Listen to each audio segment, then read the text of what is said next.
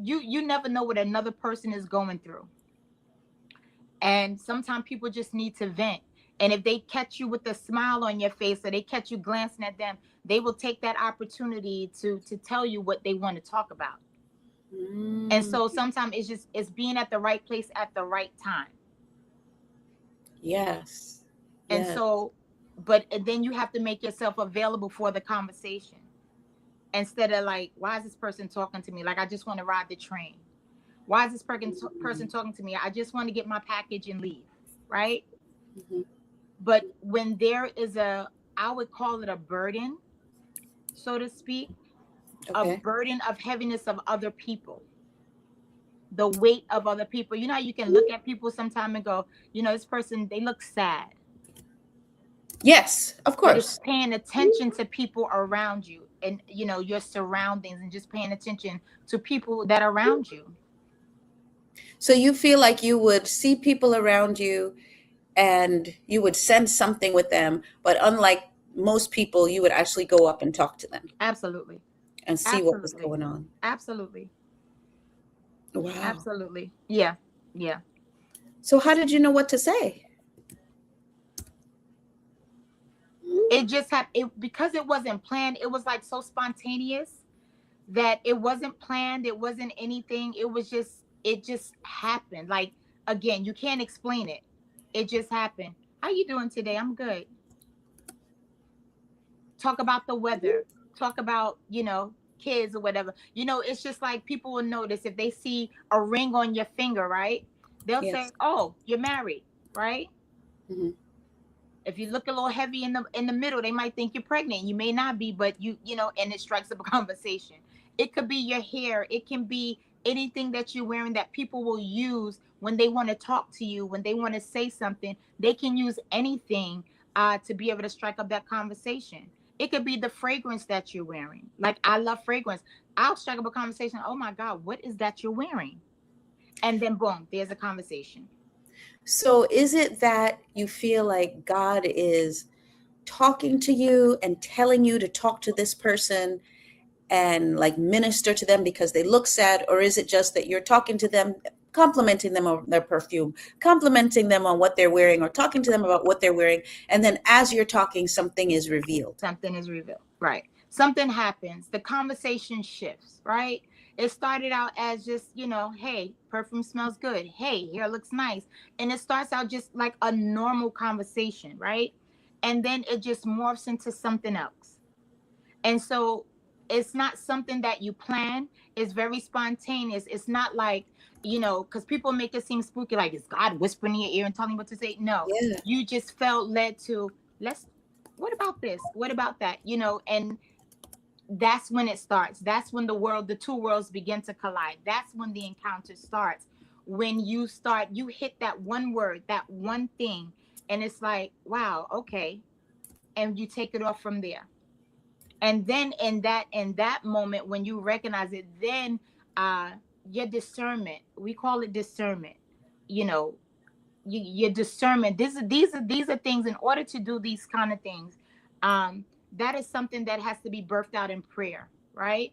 When you find that God is wants to use you, these are the things you pray about. Like, if I'm encountering so many people, what is the goal when I meet all these people? What should be said? What's going on in this moment? And my best thing is to take advantage of the moment, because a lot of people, it's like hit or miss. You don't see them anymore. A lot of people that I've met, it's like one shot deal. You see them and you see them no more. So then that one opportunity that I had to say something to them, that was the opportunity. Hmm. And it's really good that you not only took advantage of the opportunity to speak to these total strangers, but that you also chronicled it. So you would then go home and write it down? Yeah, yeah. It became too much. It became overwhelming. Um, that it was like, I need to write about this. Like, and I'm a joker. Like, I can talk about my day all day long, right? Because there's so much going on outside in the field. One morning I could be in the Bronx in the morning, I could be in Brooklyn in the afternoon, I could be in Staten Island the next day. So all these places that you go, it's like every day it's like a whole new world. And you never know what's on the other side of the day. So how long have you been having these encounters? For a while now. For a while. It's been a while. But when I just started noticing this pattern or ministry, like I believe I'm a people's person for one, and I believe that God's business is people business. You know, people say I'm an introvert. I don't do people. Well, you can't be in the business of God and be an introvert because God is about people. Mm. And so it's just lending your ear. It's lending your heart. It's lending your time. It's lending your peace to others. Everything that you have experienced that God has given to you, you want to share that with other people. And I think that's the gist of it. The joy that you have, like you want others to have that joy. The peace that you have, it's my job to say you can have this peace, right? It's not so much, and I, the thing about it too, even with the book, the title, the feel, God encounters, I think people may get intimidated when they look at a book or it's about God. They think that it's, oh, I need to get my life right, or what is this going to tell me? You know, no, these are everyday people, everyday lives, and not for the believer, not for the unbeliever. It's for anybody to be able to take note of the day, note of the encounter, note when God is in the midst of the conversation or he sends help to you. So the you can be the encounter one day and the encounterer the next day, right? It could be something that you need, not necessarily what the other person needs. Has that happened to you? Absolutely. Absolutely. And one time in particular, I was having a really, really, really bad morning. And I used to witness on the train in the morning before I went to work. I would just give a word that Jesus loves you, basically, right? Mm-hmm. This is a message for real people with real problems with a real God. He's a Mm-hmm. real solution. And one day I was like, I don't want to do that. I don't want to encourage anybody today. I just want to ride the train and I want to go to work. And as I'm sitting on the train, this woman came up to me and she said, "You're going through." And I just looked at her. She said, "You'll be okay."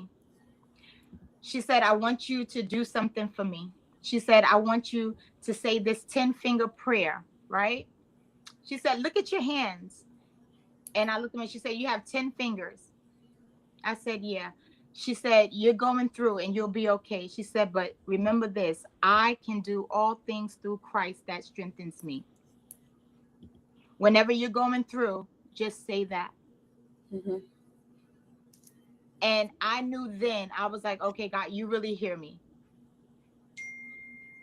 And that encounter for me was enough to say, what you make happen for others, God will make happen for you. And so it gives you the drive to want to do more, right? Because it's not that you're just doing it, there's reward. There is great reward in being obedient. There is a great reward in trusting God, even when you may look like a fool to somebody else. People may not understand it. Nobody understood why Noah was building the ark and nobody ever saw rain, right? And he looked ridiculous at the And he time. looked ridiculous at the time. And I may have, yeah, I'm sure I have. I've been told I have, but it's okay though. But it wasn't for people. It was for the people that God led me to. So it wasn't me setting anything up. It was God setting the stage. It wasn't me. Had nothing to do with me. It just had enough to do with me to say, can I trust you with this person? Can I trust you to talk to this person? Mm. Mm. That was a lot right there. I just let you keep going because I feel like we've all had experiences like that where we're talking to people and maybe we have that unction or we have that feeling that we want to say more, Mm-hmm. but we don't want to make the other person feel uncomfortable. Right. We're not sure that this is truly what God is leading us to do. What was it that made you know this is God for sure, so that you would begin speaking to the person about what was on your heart for them? Because the person would kind of divulge everything. They would just pour their heart out and tell me. And so and then to say, I don't even know why I'm telling you this, right? And I know why you're telling me this, because you need to hear from God. You need, you need some understanding. You need some light shed on this, and you need to get this off your chest, kind of thing. It's not easy, because sometimes there's a lot of emotion involved in it. There's a lot of pain involved in it, because you have somebody who is pouring out their life to you and they don't even know you, and then they themselves don't even understand why they're doing it, and they trying to connect the reason why they're doing it, and they trying to connect it to God. Like, is this God? Like, I don't Yes. even know why I'm telling you this, miss. Like, I just met you. I don't even know you, but you know exactly what I'm talking about. And then I would have to say, well, it's not me, right? I don't get credit for this. And I said, because God loves you so much that he put us in the right place. And you don't have to get deep with people. It's just that he heard you. He heard the cry. He heard you. And so he sent somebody. And it's not a matter of convenience, right? Sometimes we think God is a God of, he's not a God of convenience, because you can be on going one west, and then he says, well, I need you to go east.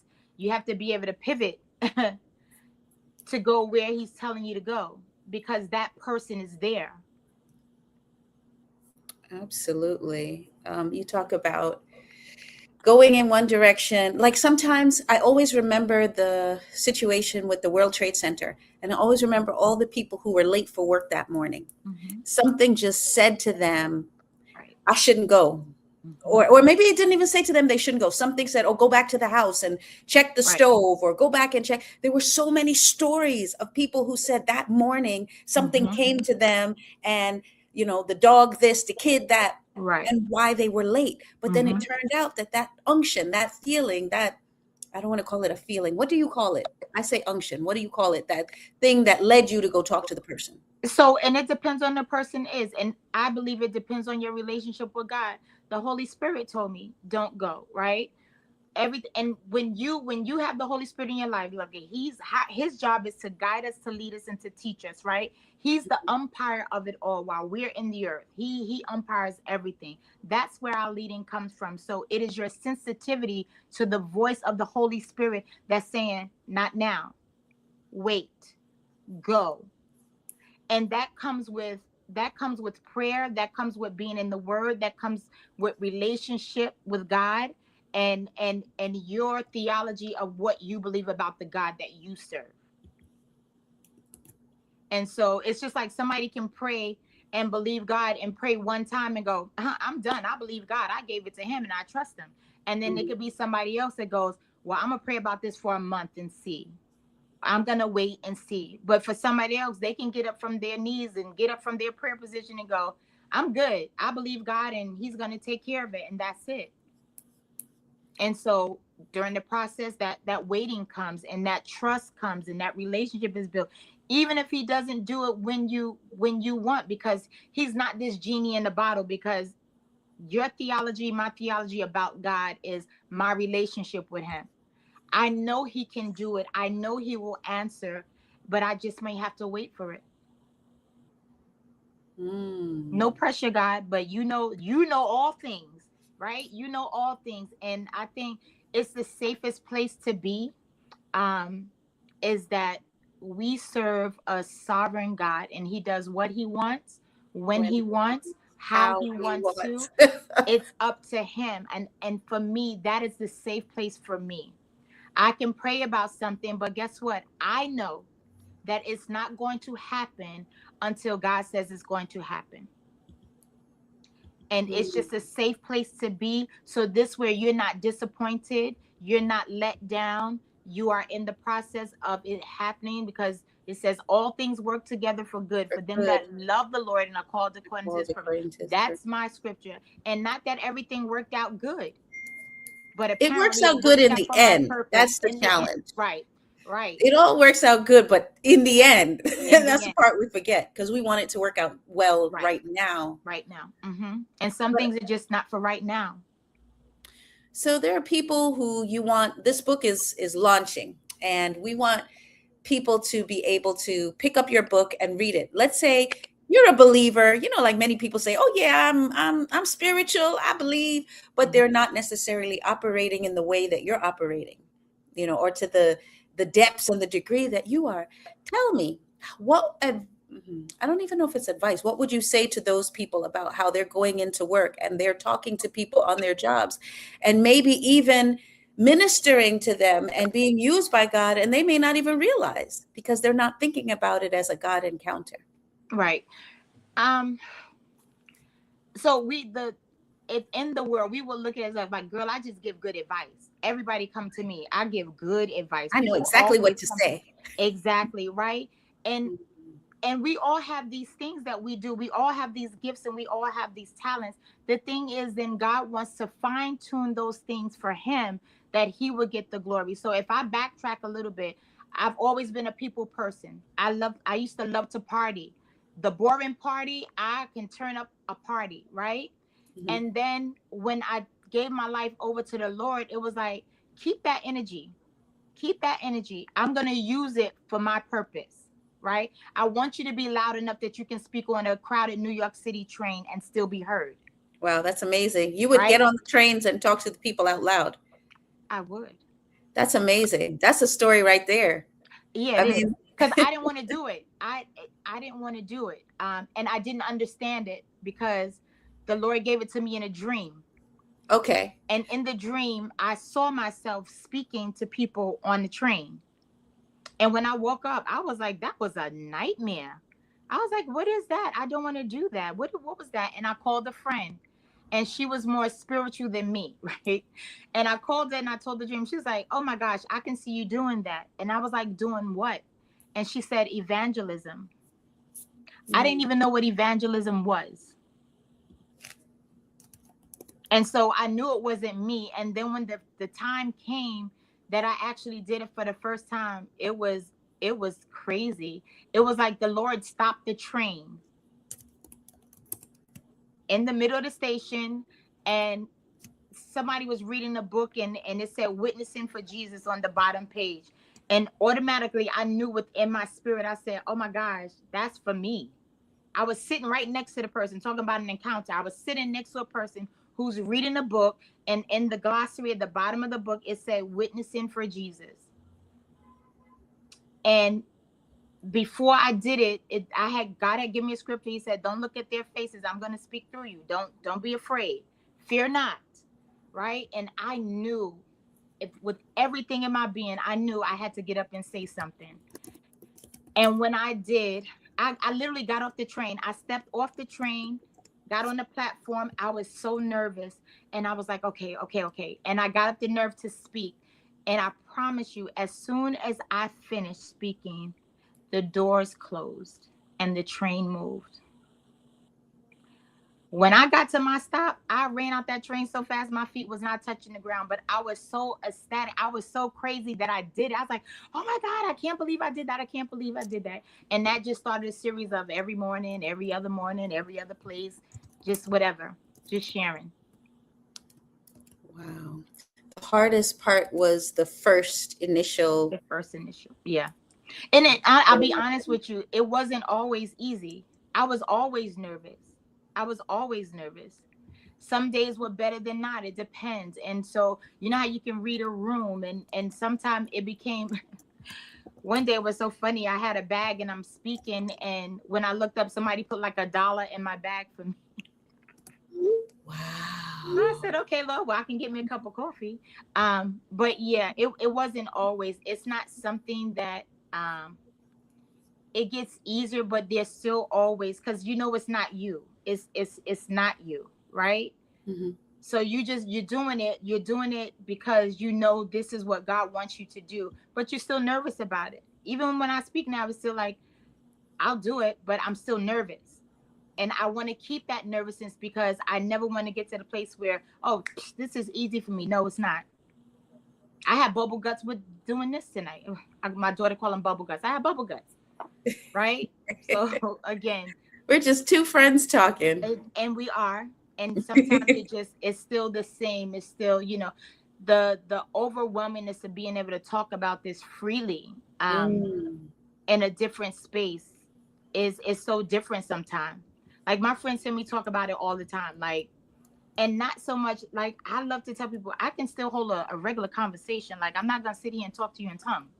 We can talk, right? And Mhm. some people they think, oh well, she's different now. She changed. She's this. She's that. I'm still the same person. I just do things a little differently. We're actually joined by people. Oh, It's not people. just a and B conversation. There are actually several people that are on with us, and I would just want to acknowledge some of the questions. Um, they said manifest, visualize, and communicate. Mm. Thank you for the positive psychology. You're changing the world. One complimented conversation at a time. This convo just made my day. So I just want to share that even now, Deirdre, you're touching lives and moving and inspiring people by your journey, even as you're launching this book, and even as you're sharing with us how you're individually touching people on these trains. And I'm just so excited. If you could share the book again so that people can see it, I would love for you to go and get this book, grab your copy of the book. Grab your copy. Yes, go to bit.ly/the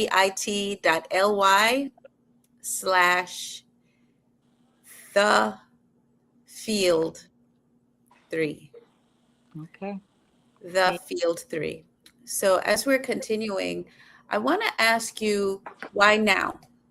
This has been a while that you were on the train and you've been riding and you've been getting these interactions and encounters, like the book says, the feel God encounters. Why Mm. now? What was different now? What shifted that made you say, I must put my pedal to the metal and put this in a book?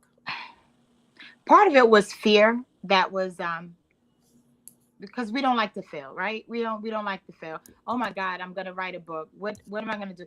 And I don't type. Like I'm not the best typist. I'm still with the two finger kind of thing. And so I was a little intimidated. Like my stories work for me, right?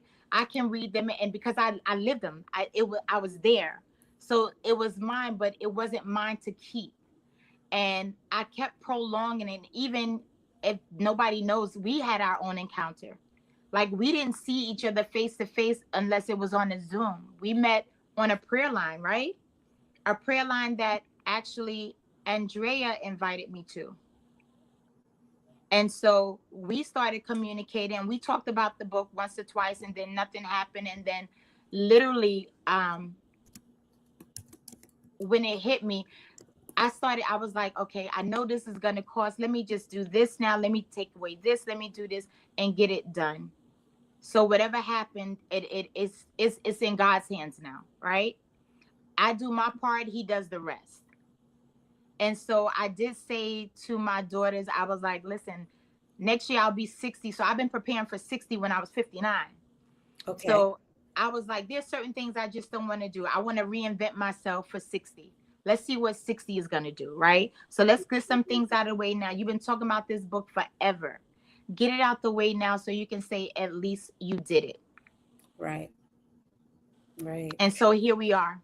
I think that is the greatest gift that you can give to people, like telling them that you actually set the date because you were going to turn 60 and you said, I'm going to write a book by the time I'm 60. And so you just put a line in the sand and said, this is the time. And as you mentioned, yes, we had been talking, we had the conversation. Yes, I'm going to do a book. I'm like, yes, that's wonderful. You can do it. You can do it. I Right. can help you do it. And then silence. Yeah. Mm-hmm. And silence. And then all of a sudden, you were like, okay, I'm ready. I'm Mm-hmm. ready to move forward. How many people have something on their minds that they want to move forward in and they don't move forward in it? Could you Right. speak to that and say, this is what I recommend that you do in order to move forward in that area? And Yeah. this is how I did it. I would tell you, get yourself out of the way, right? Get you out of the way. Get out of the way what others may think. Um, and when you know that God is backing you, then you go for it. You don't need anybody else approval. You don't need anybody else to say, hey, good job. You don't need anybody to pat you on your shoulder. Just do it. When you know that God is backing you, you don't need anybody else's approval. And Wow. so if I'm telling you, hey, this book is going to encourage you, this book is going to increase your faith, this book will help you to be able to pinpoint God in certain situations when you look at your life, and to say, if he did all that, then guess what? Whatever his desire was for me to do, to write a book, to speak publicly, whatever that was, just do it. There's no failure in God. There's no failure in God. And so relationship says it's okay. If you know in your heart that God has called you to do a particular thing, just do it. And it doesn't matter. At least you could say whether there's no failure in God, and but you have to know the seasons though. Can I say that? Mm-hmm. Right? I've had this in my mind. I've had this written down for a long time. But everything is in season. And I just believe this was the season for it. Because there was no hesitation. Like once I've made up my mind that this is what I'm gonna do, it was full speed ahead the entire time. Okay. Okay. Once you made up in your mind that you were going to do this, it was full speed ahead. Mm-hmm. Yeah. So, what was that shift? What was that? You said the age was 60. And so, even though the age was 60, like, what was it that made you actually move and say, now, today, I'm going to pick up the phone and call her. I'm going to Yeah. sign up. Yeah. Because, sometimes you listen to sermons, you listen to people talk, and you always hear that thing, write that book. What are you waiting for? Do this. If God called you to do such that, and it's like, oh my God, get out of my business. Like, okay. Mm, And I've heard it over and over and over again. I've sang it in songs over and over again, and it was just like, just do it. Like do it. Nike didn't come up with that. God did. Wow. Just You have do a it. comment here from Michelle. We have people who are joining us on different platforms. If you are on YouTube, you have an opportunity to type questions and speak and talk to this wonderful new author by the name of Deirdre Saleh. Please show us your book. And I want to say what Michelle K. Can you see the comments, Deirdre?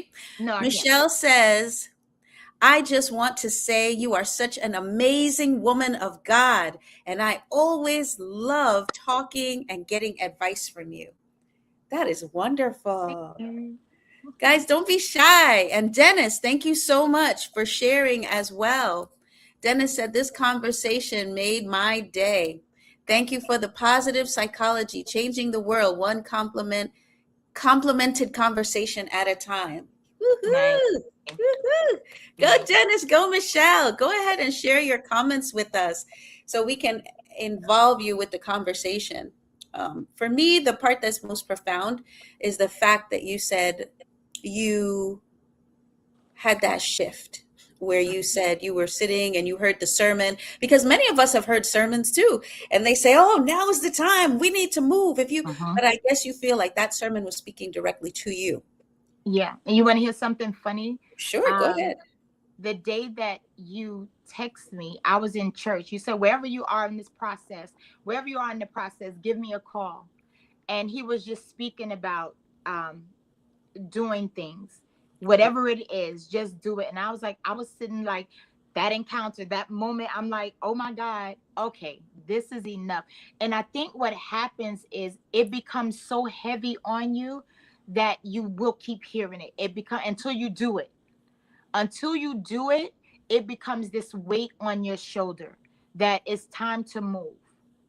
Mm, And so again, we would call it a burden. It's a heavy burden. My burden for people is to know that God is this loving God. Like, oh my God, if you just tried him, it says, taste and see that the Lord is good. If you just tried him, right? okay. And it doesn't mean that life will be perfect. It doesn't mean that you won't have problems. It doesn't mean that things won't affect you. But when you have that peace and you have that relationship, that if God is for me, then who in the world can be against me? right? You Mhm. still have that hope. And so the book, it should build hope. There's stories that you should tell your kids should read this. I want to put this in a kid version, that we give them that hope, right? That Right. no matter what, when all else fell, put it in a kid version. That I thought about that the other night, because my grandkids need this story. They need to I be able think to that's read. a great thing. I think people need to realize that when you leave this earth, and my daughter hates for me to talk like that, but we're Hmm. all going to go at some point. That document that you've written, that book, will transcend you. Hmm. That's the most wonderful piece of your journey that you Right. can share with anybody. And many people have businesses. There are many of the people who will watch this that are business owners, entrepreneurs. They're not necessarily Hmm. spirit led, and they're saying, okay, how does this relate to me? Well, it relates to the fact that your book will go places that you will never go. We'll never go. Yeah, Exactly. yeah. Exactly. Yeah. We're pre-launching the book. That means there are people who already are able to see this online Hmm. that perhaps we're not even thinking about this kind of Right. thing, right? Right. And then once you're launched today, you'll have your actual book. There are people who will share the book with other people Hmm. and be touched, moved, and inspired by this book, even though you haven't had an opportunity to sit with them. Right. It can go places where I can't. And the book is for anybody. It's for anybody. I would never put it in the category and say it just fits this bill. It's for anybody who has a heart to just take it in and absorb it and find yourself in the middle of it. Let it be the bullseye for you. That now you have your own encounter. Now you can trace your own encounters to say, even though I didn't believe, even though I wasn't wondering, because there's characters in the book that they weren't believers, but because God is so good, he always sends help. Like he hears the cry of anybody, believer or unbeliever alike. So, and I didn't want people to get into this, oh, this is for believers. No, it's for anybody who has a heart and who is searching, who wants to know, does God really see me? Does God really hear me? Does he really answer? And so there you have it. What if God is closer than you ever imagined? And he said he's always right there. He said he'll never leave you nor forsake you. Right? And that's the joy in it for me. But the people in the stories, it's like, oh my God, like we're living epistles. You're your own book. Right. We'll read the book of Arlene, right? You was the one who gave that good advice. And people read your story. People read your life. Right. Right? I Having a want book is profound, whether you're in business or whether you want it for a personal perspective, or like Deirdre, you are using it for ministry. The book will transcend where you go and the places that you might be. mhm. And also, one of the biggest clicks for me, and Dennis is on, and Dennis, you probably don't realize that you did this, but you actually were one of the people that showed me that we have to be open to sharing everything with everybody, because it's not up to us who's going to be your client. It's not Mhm. whether it's a Right. spiritual client or whether it's a client for your business. We're not mind readers, and sometimes we may be misjudging people. When we Mhm. have a book, people have an opportunity to read and see and get the knowledge and information, get that taste, that initial, and now they're going to contact, like now we have Ask Pratt. Oh, yes, Dr. Pratt is on. Hi, Dr. Pratt. Hi, Dr. Here is Pratt. another wonderful um, life coach and just profound person who knows a lot. He says her book is her legacy. Thank you, Dr. Pratt. Did you know Thank you. that? Thank you. That's the wording. Mhm. Her book Absolutely. is her legacy. Yeah. Yes, yes. We can use that content now to transcend us and share it with our grandkids and our great grandkids. And maybe you're not there, but you're leaving this legacy, as Right. he And said. that's the question you have to ask yourself. What am I leaving? What am I leaving my children? What will my children say about me when I'm gone? What will people, sometimes we say, I don't care what people think about me. Well, the truth of the matter is you should. Not that you care enough that what they think about you, but I believe that doing right by people is always the best way. People will be people, right? But it's where you find yourself in the peopling. What side of that I'm going to be on? Am I going to be that person you can come to? Am I going to be that person you can trust? Am I going to be that person that you can come to me and I give you good sound advice? And that's hard to find. Everybody's willing to give advice.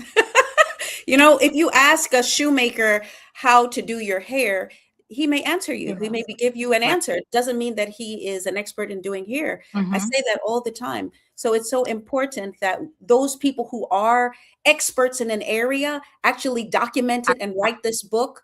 And Absolutely. you, having been on the train in your work capacity and sharing with people and bringing people to ministry that they need, Mm-hmm. is inspiring and motivational. And people who may be in the wings don't know that they can do it too. Like, Right. there's a rule in my book. It's called the what is it called, guys? Somebody type it in the chat. Let's see if everybody knows.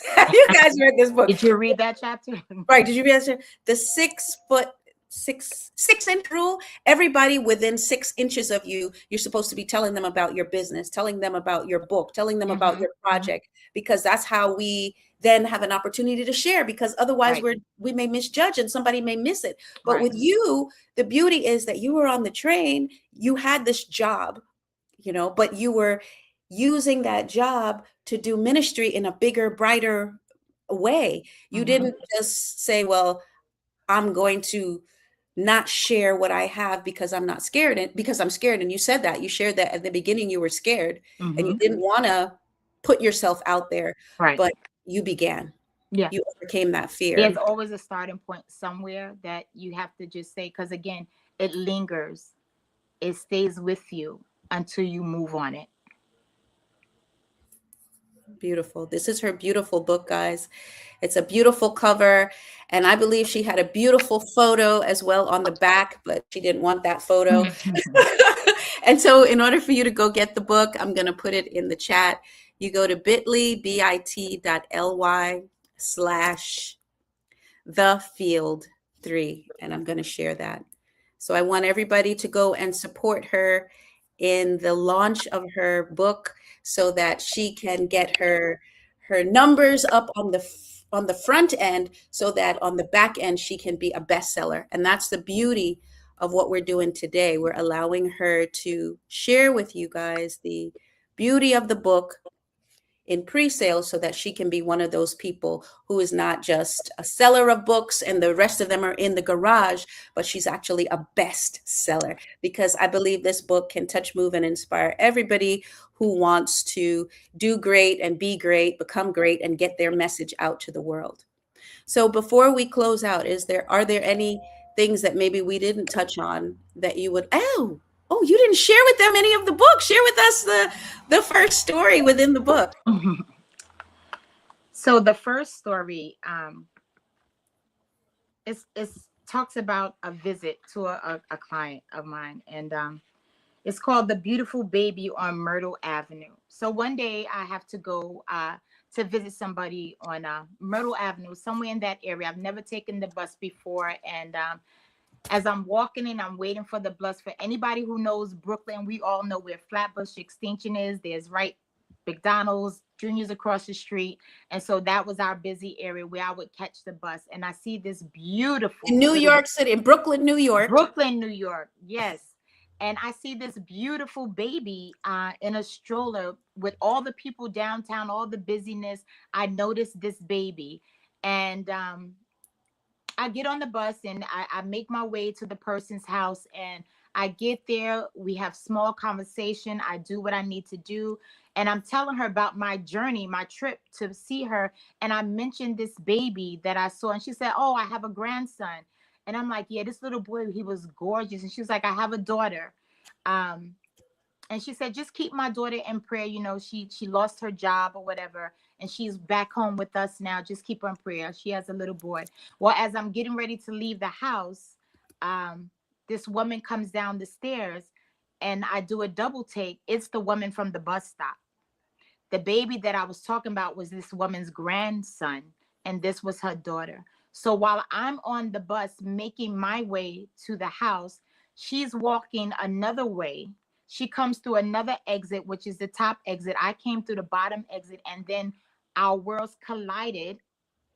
as I'm about to leave. And so you ask yourself, is that a coincidence? Can you really make that up? You can't. The answer would be no. You can't. It just doesn't happen. And so that was one of the things I had to make note of, because it's like, how do you make sense of this? I saw her maybe an hour and a half ago, and we end up in the very same house.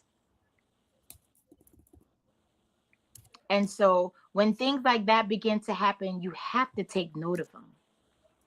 Like, you can't let those kind of things just slide by you like nothing happened. That something happened. Two worlds collided, unplanned, unprovoked. Who else could have put that together? Food for thought. Who else could have did that? So, what's the succinct message of that story that you want us to get for people who may have missed it? They just logged on, they missed the first part. What's the succinct message of that story?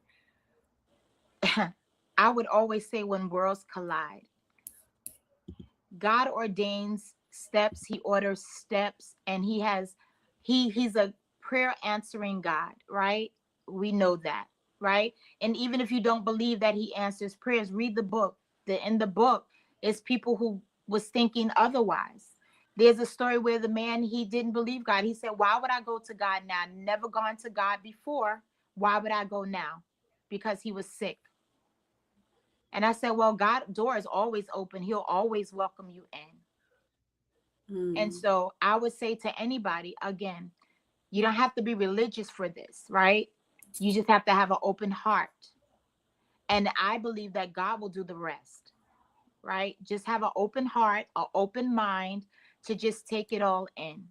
Because my meeting this family, this woman, this baby, missing a bus, getting another bus, walking 5 blocks away from the bus, going through one door, somebody coming through another door, and then we collide as I'm about to leave. Because I could have left, right? We would have never known the difference.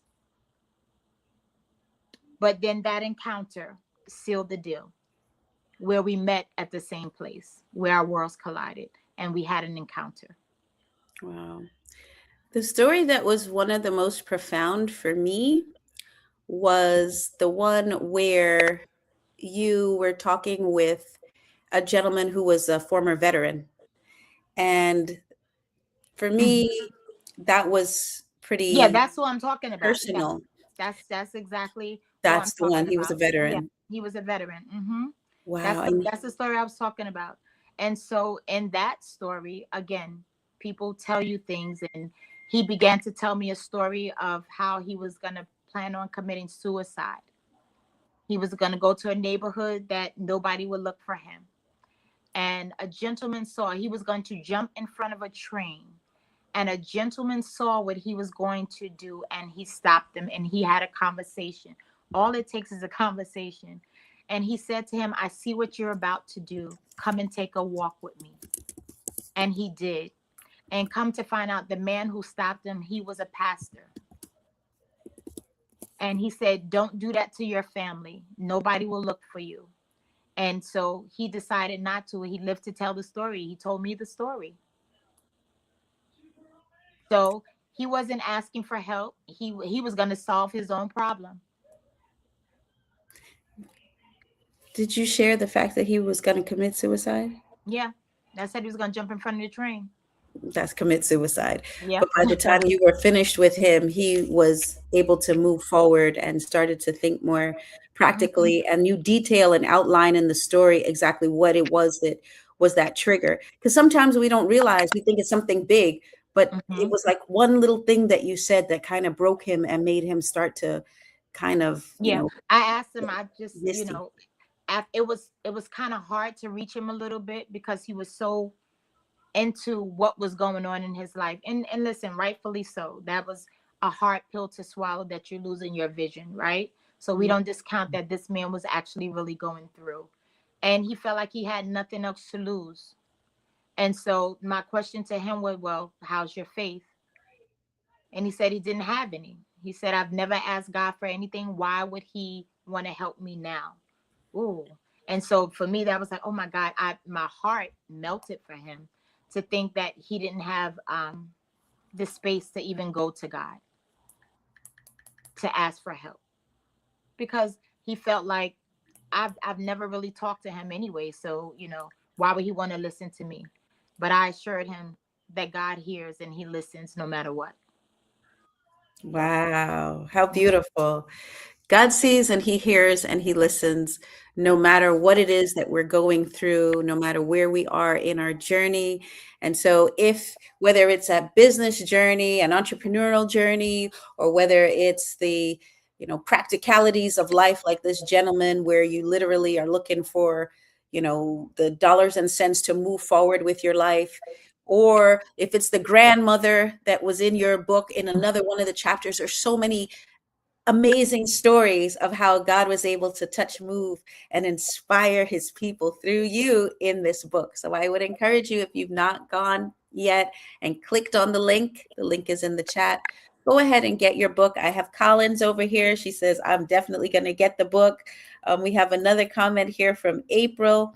And April says, I got to scroll because I know I saw it. April, I don't want to miss you. I know I saw your comment. There's so many comments. But hers, I think I needed to really say out loud. What did you say, April?